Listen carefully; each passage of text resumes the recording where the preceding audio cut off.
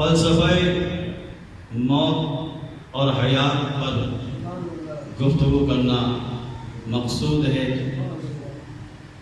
عزیزان محترم، بڑی مشہور و معروف آیت کو اس مجلس کے لیے سرنامہ کلام قرار دیا گیا۔ اس آیت کو تلاوت کرنے کا شرف حاصل ہوا کہ ہر وہ چیز کل من علیہا فان، ہر وہ چیز جو روح زمین پر ہے وہ فنا ہو جائے گی۔ وَيَبْقَى وَجْهُ رَبِّكَ ذُو الْجَلَالِ وَالْإِكْرَامِ، اللہ تعالیٰ کی شان و شوکت باقی رہے گی، وجہ پروردگار عالم، شان پروردگار وہی باقی رہے گی، باقی کوئی جو ہے شان، کوئی روح اس روح زمین پر باقی نہیں رہے گا۔ اور عزیزان محترم، پھر عجیب بات ہے، فنا کا ذکر کیا، بقا کا ذکر کیا، اور اس کے بعد ارشاد ہوا فَبِأَيِّ آلَاءِ رَبِّكُمَا تُكَذِّبَانِ، اے جن اور انس، تم اپنے رب کی کون کون سی نعمتوں کو جھٹلاؤ گے۔ اب یہاں ایک بات ہمیں سمجھ میں آ گئی عزیزان محترم کہ دیکھیے، فنا یعنی موت اور بقا زندگی جسے ہم کہتے ہیں، انسان جب اس دنیا میں آیا ہے زندگی بھی نعمت ہے اور موت بھی نعمت ہے۔ انسان جو ہے زندگی اچھی گزار رہا ہے، یہ بھی نعمت ہے۔ اچھی زندگی گزارنے کے بعد انسان کو اگر موت کی ہچکی آتی ہے تو یہ مرنا اس کے لیے نعمت ہو جاتا ہے۔ سلوات پڑھ دیجیے مل کے محمد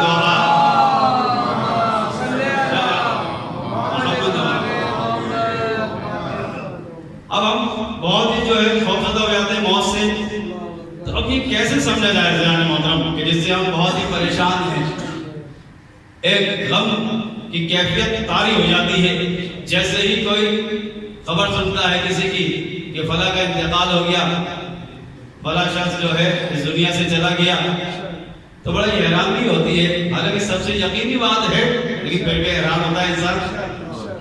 اب اس موت کو جو ہے سمجھنا ہے کہ قرآن میں ارشاد ہوتا ہے سورہ جمعہ میں فَتَمَنَّوُا الْمَوْتَ إِن كُنتُمْ صَادِقِينَ، اگر تم یہ سمجھتے ہو کہ اللہ کے ولی ہو تو تم موت کی تمنا کر لو۔ یعنی اللہ کا ولی خدا سے ملاقات کرنے میں گھبراتا نہیں ہے۔ جب تم موت کی تمنا کر لو گے تو سمجھ جانا کہ واقعاً تم اللہ کے ولی ہو۔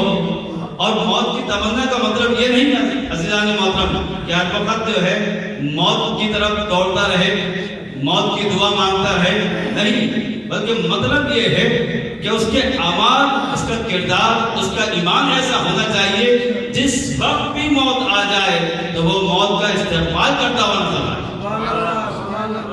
جواب پڑھ دیجیے بلکہ محمد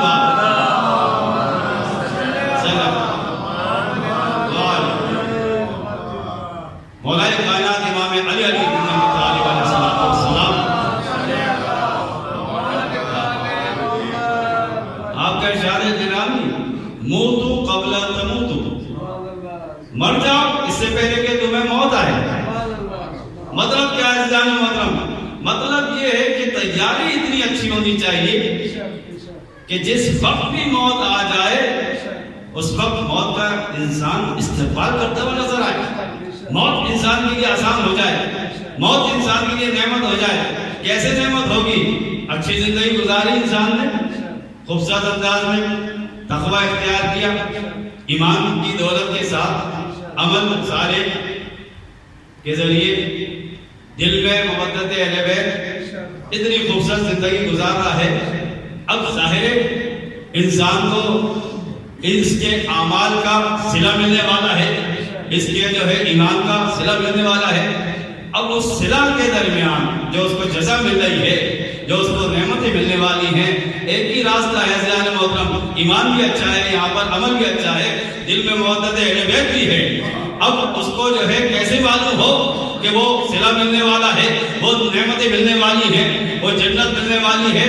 تو اس کے درمیان, جنت کے درمیان اور اس کے اعمال کے درمیان ایک ہی راستہ ہے, ایک ہی جو ہے وسیلہ ہے. جب موت آئے گی تو اسے جنت میں جانا ہوگا, بغیر مرے کوئی جنت میں نہیں جائے گا. یعنی اس کا مطلب یہ ہوا عزیزان محترم, اس کا مطلب یہ ہوا کہ اگر اچھی زندگی انسان گزار لے ایمان کے ساتھ, عمل صالح کے ساتھ, نیکیوں کے ساتھ, دل میں اہل بیت کی محبت بھی ہے, محبت بھی ہے, تو اب سمجھ جائیے عزیزان محترم اس کے لیے یہ زندگی بھی نعمت ہو جائے گی اور اس کا مرنا بھی نعمت ہو جائے گا.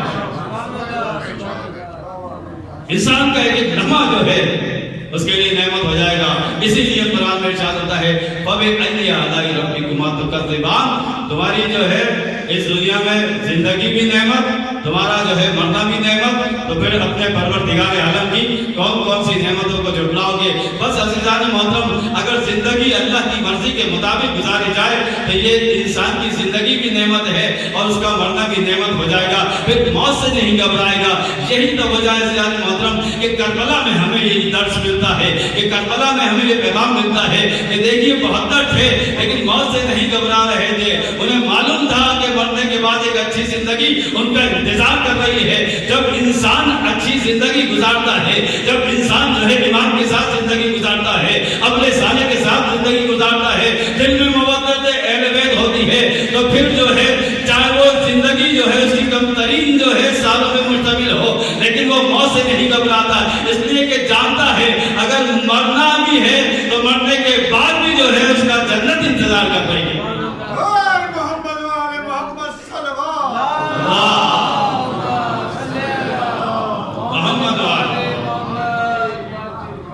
مکمل ضابطۂ حیات یہی ہے, اللہ کی مرضی کے مطابق زندگی گزارو. اور جب دل میں محبت اہل بیت آ جاتی ہے, دیکھیے ظاہر ہے آپ آزاد بیٹھے ہوئے, 20 تاریخ کل کی تاریخ گزری ہے, 20 جمادی الثانی, معصومہ کونین حضرت فاطمہ الزہرا سلام اللہ علیہا کی ولادت کی تاریخ. تو عزیزان محترم اہل بیت کی محبت کے بارے میں عرض کرنا ہے کہ اجر رسالت جو ہے کوئی بھی ادا نہیں کر سکتا. اجر رسالت ظاہر نبی کا جو ہے جتنا بھی کار ہے تبلیغ یا پوری زندگی جو ہے اس کا اجر کوئی بھی ادا نہیں کر سکتا. اجر رسالت قل لا اسألکم علیہ اجرا الا المودۃ فی القربى, یہ اجر رسالت جو ہے صرف ایک ہی بات میں جو ہے مشتمل ہے کہ اگر تم چاہتے ہو کہ اللہ کے رسول کا اجر ادا کر دو, رسالت کا اجر جو ہے وہ کیا ہے, اس کی قیمت کیا ہے, قل لا اسألکم علیہ اجرا, کوئی بھی سوال نہیں کیا جاتا تم سے اجر کے بارے میں, الا کیا صرف ایک ہی جو ہے طریقہ ہے اجر رسالت کا, الا المودۃ فی القربى, یعنی کیا کہ قربہ سے مودت کرو. یہ قربہ کی معنی کیا ہے عزیزان محترم, یہ بہت بات جو ہے آپ نے گفتگو سنی کہ یہ قربہ کیا ہے.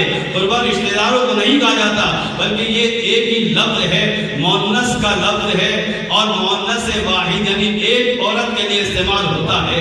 اب اگر ہم دیکھیں کہ قربہ کیا ہے, قربہ جو ہے سمجھ میں نہیں آ سکتا جب تک ہمیں فاطمہ کی معرفت نہیں ہوگی, ہم قربہ کو نہیں سمجھ سکتے. یعنی فاطمہ کی محبت جو ہے تمہارے لیے جو ہے اجر رسالت قرار دیا گیا ہے, بلکہ اجر رسالت ہی نہیں, اگر اہل بیت کی محبت تمہارے دلوں میں نہیں ہے تمہاری نمازیں ضائع ہو جائیں گی, تمہاری عبادتیں ضائع ہو جائیں گی, تمہارا ایمان بھی جو ہے تمہارے کام نہیں آئے گا. ایک ہی راستہ ہے عزیزان محترم کہ جب تک اہل بیت کی محبت نہیں ہوگی اس وقت تک جو ہے نہ تمہارے روزے کام آئیں گے, نہ نمازیں کام آئیں گی, نہ حج کام آئے گی, نہ قرآن کی تلاوت. تو لہٰذا جو ہے اجر رسالت جو ہے اہل بیت کی محبت ہے. اہل بیت کی محبت کا آغاز جو ہے فاطمہ الزہرا سلام اللہ علیہا سے.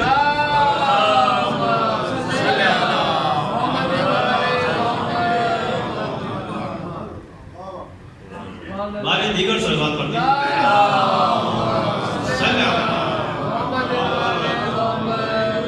لہٰذا محترم سنی हूँ ये बात, मुकम्मल तौर पर ये मुत्तफ़क़ुन अलैह मसला है। अहले बैत की मवद्दत के बगैर कोई अमल कबूल नहीं। सुन्नी किताबों में एक शख्स आता है अल्लाह के रसूल की खिदमत में, या रसूल अल्लाह अना उसल्ली, मैं नमाज भी पढ़ता हूँ, वासूमु, रोज़े भी रखता हूँ, व आमलु अमलन सालिहा, और नेक अमाल भी अंजाम देता हूँ, अल्ली नजातुन, आया मेरी नजात हो जाएगी? सुन्नी किताबों की रवायत, अल्लाह के रसूल ने फरमाया सारी जिंदगी तक इबादतें करते रहो, जहाद करते रहो, आने काबा के करीब जो है तुम्हें मौत आ जाए और तुम्हारे दिल में जो है अली की मवद्दत ना हो, अली की मोहब्बत ना हो, तो फिर तुम्हारा कोई अमल काबिल कबूल नहीं है, कोई अमल कबूल नहीं होगा। इसलिए कि अमल के लिए शर्त है ईमान। अली जो है कुल्ले ईमान है, ईमान के बगैर कोई अमल कबूल नहीं होगा।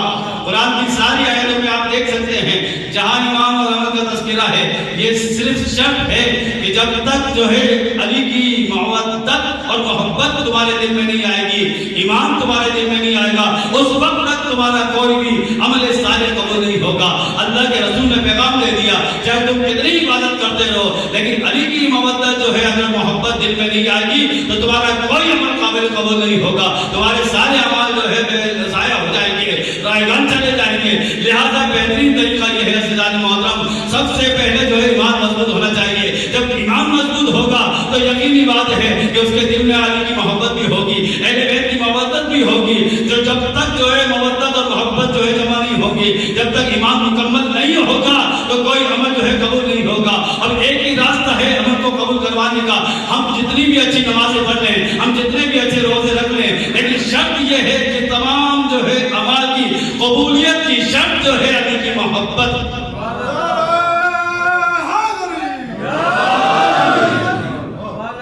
मिलके बाबा से बुलंद सलवात पढ़ दीजिए।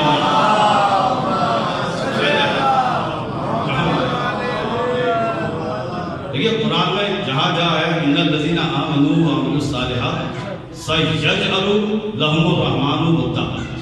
अब तवज्जो चाहता हूँ, बेशक वो लोग जो साहिबान ईमान हैं, अमल साले अंजाम देते हैं, अल्लाह ताला उनके दिल में मवद्दत अहले बैत में इज़ाफ़ा करता है। ये कैसी मवद्दत कि इसका ताल्लुक क्या है? ईमान से है, अमल साले से है। देखिए ईमान की बात आएगी तो मौलाए कायनात अली इब्न अबी तालिब अलैहिस्सलाम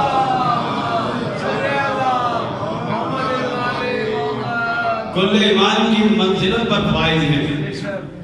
बरसल ईमान कुल्लो, अब यहाँ पर जो है सनद मिल गई कि अली कुल्ले ईमान है। अमले साले की बात आएगी, ज़रबतु अली यौमल खंदक अफज़लु मिन इबादत सक़लैन। अली की एक ज़रबत जंगे खंदक के रोज तमाम जिन्न और इंस की इबादत से अफजल है। ईमान अली का कुल्ले ईमान की मंजिलत पर फाइज। अली का अमल कैसा? एक ज़रबत जिन्न और इंस की इबादत से अफजल है, यानी सिर्फ एक ज़रबत। नमाजों को क्या मर्तबा होगा, अली की इबादतों को क्या मर्तबा होगा, दुआओं का क्या मर्तबा होगा। तो अब अज़ीज़ान मोहतरम समझ जाइए कि अगर ईमान चाहिए है तो अली के बगैर ईमान नहीं मिलता। अगर अमल को समझना है तो अली जैसा अमल कोई नहीं कर सकता। अब इंसान जो है इस बात के अंदर जो है सरगर्दा है कि अपना ईमान भी बढ़ाए, अपने अमल साले में भी इजाफा करे। तो एक ही रास्ता है अज़ीज़ान मोहतरम। लेकिन मिसाल दी जाती है कि जब बारिश के कतरे जो है खुश जमीन पे पड़ते हैं तो वो कतरे जो है पानी के बारिश के जो है वो खुश हो जाते हैं, फना हो जाते हैं। लेकिन यही बारिश के कतरे जो है जब समंदर में गिरते हैं तो अब ये फना नहीं होते।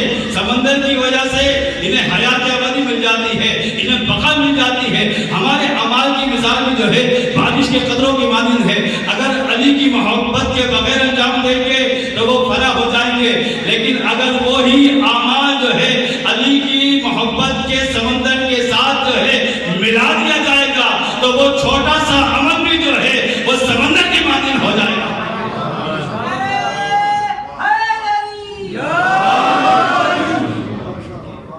एक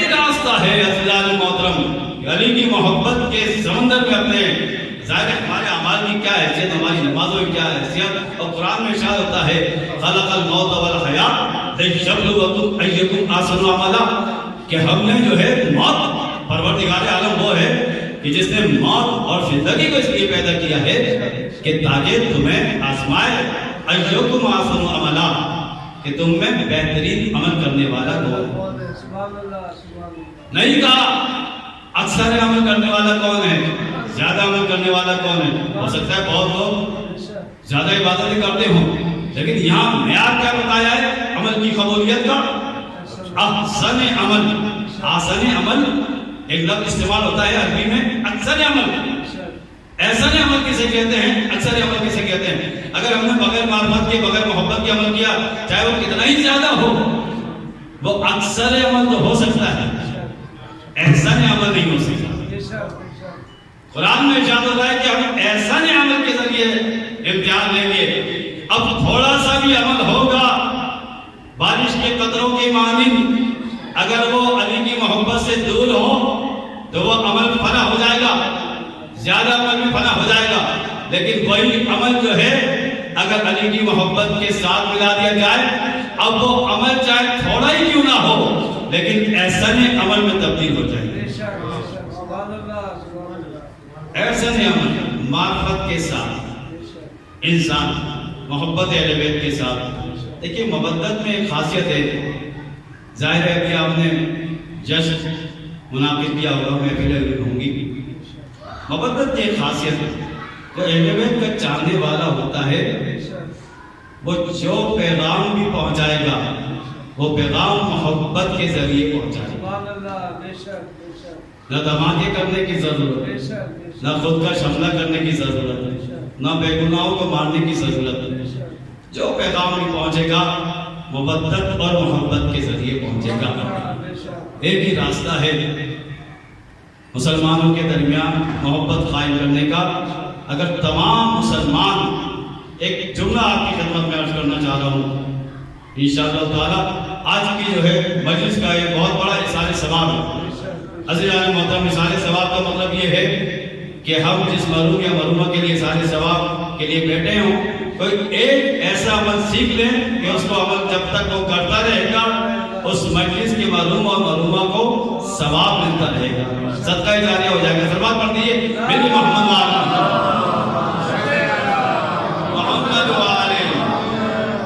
پوری دنیا کے مسلمانوں کے لیے پیغام ہے, سنی شیعہ جتنے بھی مسالک ہیں بہترین پیغام ہے, قرآن کا پیغام ہے کہ یہ سارے اختلافات کیوں ہیں, یہ رنجشیں کیوں ہیں, یہ نفرتیں کیوں ہیں, یہ خون ریزی, یہ فساد کیوں ہے. اس کا اگر ہم پوری طرح جائزہ لیں تو سارے نظریات میں اختلاف ہو سکتا ہے, عقائد میں اختلاف ہو سکتا ہے, عمل کرنے میں اختلاف ہو سکتا ہے, کیفیت میں اختلاف ہو سکتا ہے, طریقے میں اختلاف ہو سکتا ہے, لیکن اب ایک ہی راستہ بچتا ہے. قرآن کے بھی جو ہے ہمیں یہی جو ہے پیغام دے رہا ہے قرآن کہ دیکھو اگر جو ہے تمام لوگ, تمام مسلمان جو ہے اہل بیت کی مودت میں ایک جگہ جمع ہو جائیں, تمام لوگ متفق ہو جائیں, قُلْ لَا أَسْأَلُكُمْ عَلَيْهِ أَجْرًا إِلَّا الْمَوَدَّةَ فِي الْقُرْبَى کا سب سے بڑا پیغام یہ ہے اگر ہر جو ہے آسیب سے بچنا چاہتے ہو, برائی سے بچنا چاہتے ہو, بلاؤں سے بچنا چاہتے ہو, پریشانیوں سے بچنا چاہتے ہو, اختلافات, خون ریزی, یہ جنگ, یہ جدال, یہ تمام چیزوں سے اگر بچنا چاہتے ہو تو ایک ہی راستہ ہے, تمام مسلمان جو ہے محبت اہل بیت پر اگر اتفاق کر لیں تو ہر قسم کے اختلافات کا خاتمہ ہو جائے. مودت اہل بیت جو ہے اسی لیے فرض قرار دی گئی ہے کہ دیکھو ہو سکتا ہے نماز پڑھ کے بھی جو ہے تمہارے دلوں میں جو ہے نفرتیں باقی رہیں, لیکن جیسے ہی مودت اہل بیت میں جو ہے تم سب جمع ہو جاؤ گے اب کوئی بھی جو ہے کسی سے اختلاف نہیں کرے گا, چاہے نماز پڑھنے کا طریقہ کیسا ہی ہو, چاہے عبادت کرنے کا طریقہ کیسا ہی ہو, اس لیے کہ سب جانتے ہوں گے, سب ایک دوسرے کو پہچانتے ہوں گے یہ محب اہل بیت ہے, یہ اہل بیت سے محبت کرتا ہے. جب اہل بیت کا محب دیکھو گے تو احترام جو ہے دلوں میں پیدا ہو جائے گا, جب احترام پیدا ہو جائے گا تو نفرتوں کا خاتمہ ہو جائے گا. نفرتوں کا خاتمہ کرنے کا جو ہے ایک ہی راستہ ہے, ایک ہی وسیلہ ہے, محبت اہل بیت علیہ السلام. صلوات پڑھ دیجیے مل کے محمد والے.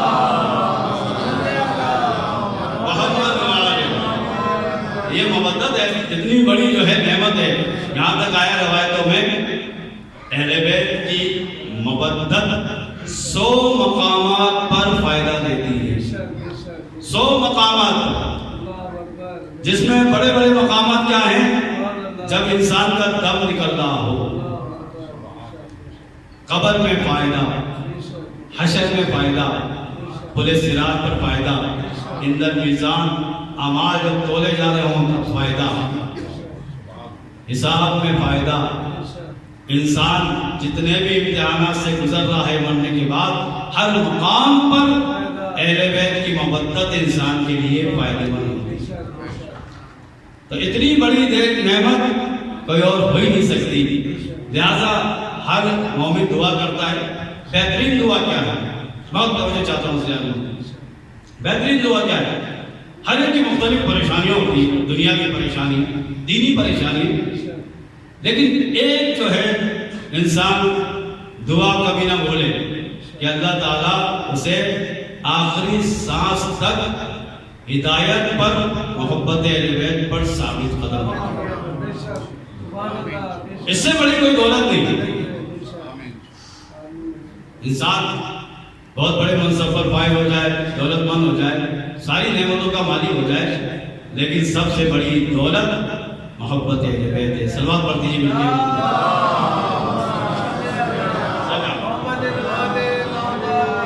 تو یہ محبت کا پیغام، محبت کا پیغام جو ہے اہل بیت کے چاہنے والوں کی طرف سے ہر جگہ پہنچتا رہتا ہے۔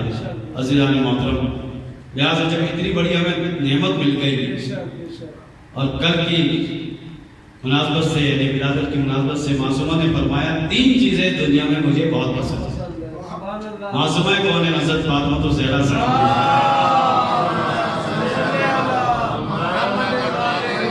3 چیزیں دنیا سے میں مجھے بہت پسند ہیں۔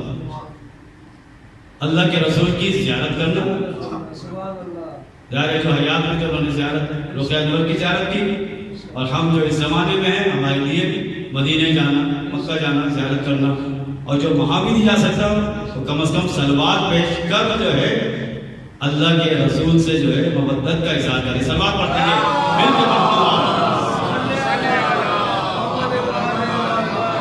معصومہ کون نے فرمایا 3 چیزیں دنیا میں، اللہ کے رسول کی زیارت، دوسری چیز قرآن مجید کی تلاوت، ظاہر قرآن اور جس پر قرآن نازل ہوا، جس سے سب کچھ ہمیں ملا، جس در سے، جس کر سے۔ تیسری چیز لوگوں پر خرچ کرنا، انفاق کرنا۔ قرآن میں متعدد آئے، کبھی بھی انسان حقوق العباد کو نہ ہو، کسی کی کوئی پریشانی ہے وہ پریشانی دور کر سکتا ہے، خرچ کر جو ہے اس کی پریشانیوں کو دور کر دے، اپنے مومن بھائیوں کی ساری پریشانیوں کو دور کرنا۔ معصومہ کا چاہنے والا، اہل بیت کا ماننے والا، محب اہل بیت سے محبت کرنے والا، اس میں 3 خوبیوں کا ہونا ضروری ہے۔ پہلی خوبی یہ ہے کہ اللہ کے رسول سے جو ہے محبت کرتا ہو، ایسی محبت زندگی میں زیارت کا مشتاق ہو، اور اس کے بعد جو ہے زندگی کے بعد جو ہے اللہ کے رسول کی قبر مطہر کی زیارت کا مشتاق ہو، یا صلوات پڑھ کر جو ہے ان کی جو ہے محبت کا اظہار کرے۔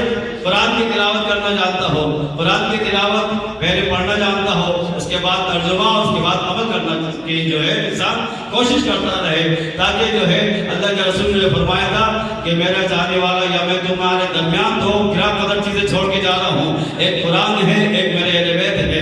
یعنی قرآن کو بھی نہیں بولنا، اہل بیت کو بھی نہیں بولنا۔ اگر ایک کو بھی چھوڑ دیا تو خسارے میں ہو جاؤ گے۔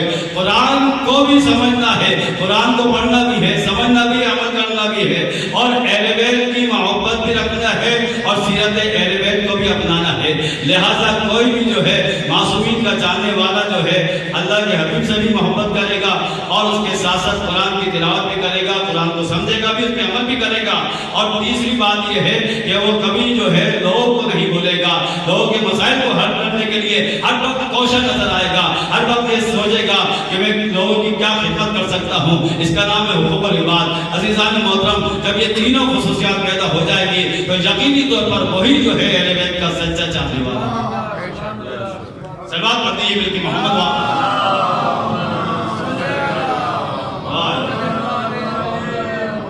بس عزیزان محترم، زحمت اہل بیت کا چاہنے والا وہیں پہ نبی کا عاشق بھی ہوتا ہے، قرآن کا قاری بھی ہوتا ہے، اور وہ خدمت گزار بھی ہوتا ہے، لوگوں پر خرچ کرتا ہے۔ موت کا ذکر تو بیچاروں موت پر ہی جو ہے اختتام موت کے بارے میں عرض کیا کہ یہ نعمت بھی ہوتی ہے انسان کے لیے، اگر اس کو سمجھے زندگی اچھی گزارتا ہے تو انسان اللہ کی بارگاہ کے لیے بیتاب ہو جاتا ہے، اللہ کی بارگاہ میں جو ہے جانے کے لیے بیتاب ہو جاتا ہے۔ جب حضرت ابو ذر غفاری سے کسی نے سوال کیا وجہ کیا ہے کہ لوگ آخرت سے دور بھاگتے ہیں،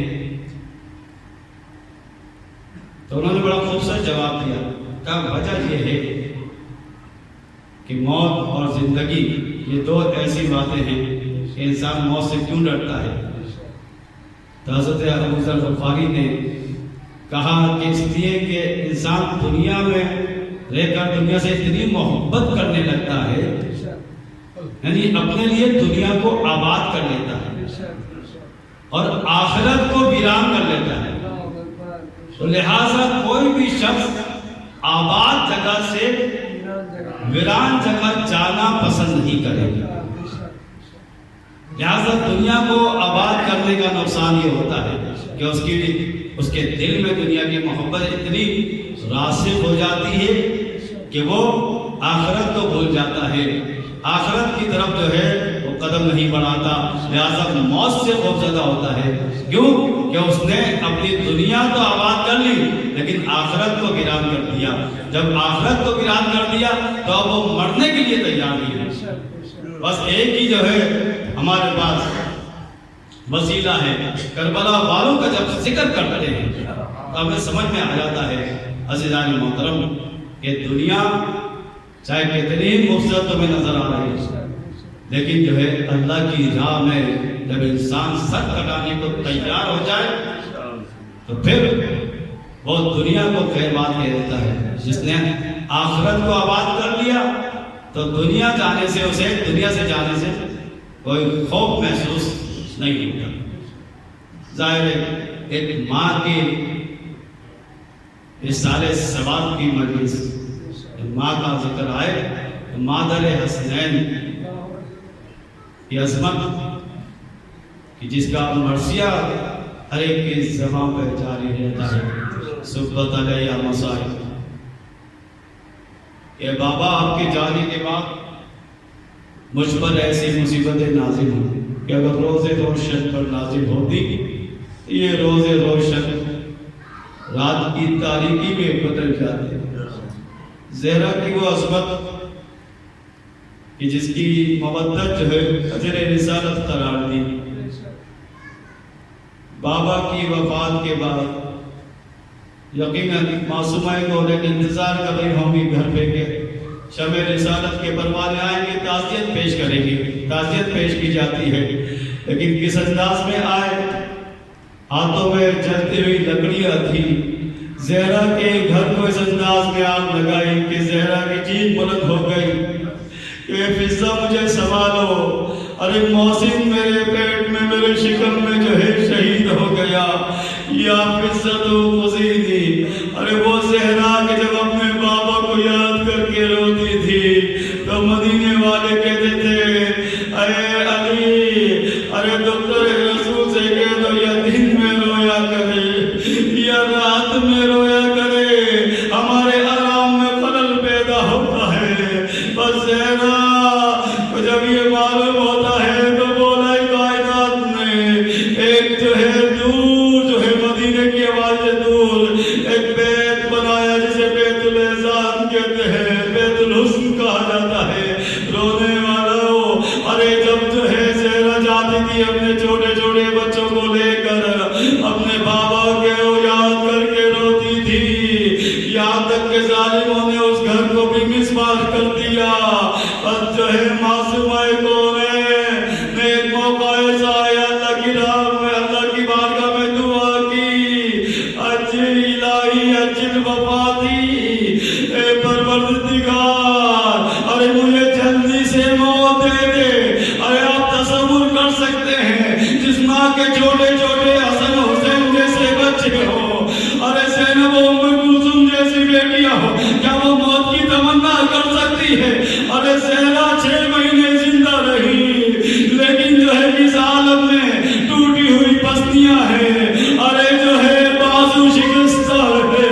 اس انداز میں کیسے نماز پڑھی ہوگی, ارے کیسے عبادتیں کی ہوں گی. ایک مرتبہ علی کو بلایا, ارے علی آخری وصیت ہے, بس کہا کہ مجھے رات کی تاریکی میں دفنانا, مجھے رات کی تاریکی میں غسل دینا, اگر کوئی خطا ہو تو مجھے معاف کرنا. مولا کائنات نے کہا یا سیدتی, ارے آپ جو ہے خاتون جنت کی جو ہے سردار ہے, آپ تو کرے رسول ہیں, آپ سے کیسے کوئی کوتاہی ہو سکتی ہے. بس یہ کہنے کے بعد کہا کہ میرے بچے چھوٹے ہیں, ان کا خیال رکھنا. بڑا ارمان تھا, ارے فاطمہ کو ارمان تھا کہ بچوں کا خیال رکھا جائے, لیکن کبھی کربلا میں دیکھتے ہیں ارے فاطمہ کے لال کا جو ہے لاشا کربلا کی جلتی زمین پر. ارے یہ وہی ہے, زینب نے کہا کہ جو گوشے رسول پر سوار ہوتا تھا, جو رسول کی ظلموں سے کھیلتا تھا, جسے میری ماں فاطمہ نے چکیاں پیس کے بالا. اجرکم اللہ, بس وہ زہرا اسما سے وصیت کرنے کے بعد کہ میں کمرے میں جاتی ہوں, جب تک تسبیح و تحلیل کی آواز آئے سمجھ جانا کہ فاطمہ زندہ ہے. جیسے ہی یہ آواز آنا بند ہو جائے سمجھ جانا فاطمہ اس دنیا سے چلی گئی.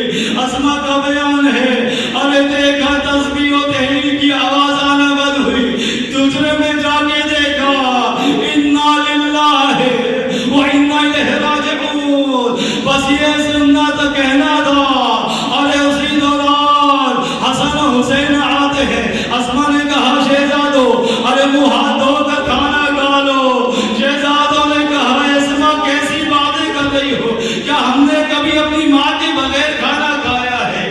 دونوں شہزادے دوڑتے ہوئے جاتے ہیں, اتنے میں جا کے دیکھا یا ارے اماں کلمنی, ہم سے کلام کریں. ہم آتے تھے, آپ ہمیں سینے سے لگاتی تھی, ہم سے باتیں کرتی تھی. امام حسن ہاتھوں کا بوسہ لیتے ہیں, امام حسین قدموں کا بوسہ لیتے ہیں. ایک مرتبہ دیکھا آج اماں کلام نہیں کر رہی, امام اتارے دوڑتے ہوئے جاتے ہیں. مولا کائنات کو خبر ہوتی ہے. علی نے جیت کر کہا اب علی کا اس دنیا میں کوئی دفاع کرنے والا نہ رہا. علی پر مصیبت آتی تھی تو فاطمہ سے ذکر کرتا تھا, بس علی فرش کھا کے گر جاتے ہیں. اور شادی کے بعد علی نے فاطمہ کی وصیت کے مطابق رات کی تاریکی میں غسل دیا, اور ایسا غسل کہ علی کی چیخ بلند ہوئی. کسی نے سوال کیا, کہا فاطمہ کی پسلیاں ٹوٹ چکی تھی لیکن مجھے خبر نہ ہوئی. اجرکم اللہ, بس فاطمہ کے وصیت کے مطابق رات کی تاریکی میں علی نے غسل دیا, کفن دیا, جنازہ تیار ہوا. بچوں سے کہا بچوں اپنی ماں کا آخری دیدار کر لو, اپنی ماں کو ودا کر لو. فاطمہ کے چھوٹے چھوٹے بچے ہیں, دیوانے سے لپٹ کے روتے ہیں کہ اماں نانا کو سلام کہنا, ہم بیمار ماں کے ہو گئے, ارے ہم یتیم ہو گئے. ایک مرتبہ دیکھا امام حسین ایک گوشے میں کھڑے ہو کر ایک جملہ کہا, اے اماں جب میں آتا تھا تو آپ مجھ سے کلام کرتی تھی, آپ فخر مریم ہیں, میں فخر عیسیٰ ہوں. ارے جب تک کلام نہیں کریں گی حسین نہیں آئے گا. بس یہ جملے ادا ہوئے, بندے کفن کھلے, فاطمہ کے ہاتھ بلند ہوئے. حسین دوڑتے ہوئے جاتے ہیں, فاطمہ کے سینے سے لگتے ہیں. جبرائیل آسمان سے نازل ہوئے, اے علی حسین کو جدا کر دو. ارے بس میں ملائکہ میں کورام بابا ہے, میں کہوں گا یہ حسین کا مقدر کہ لاش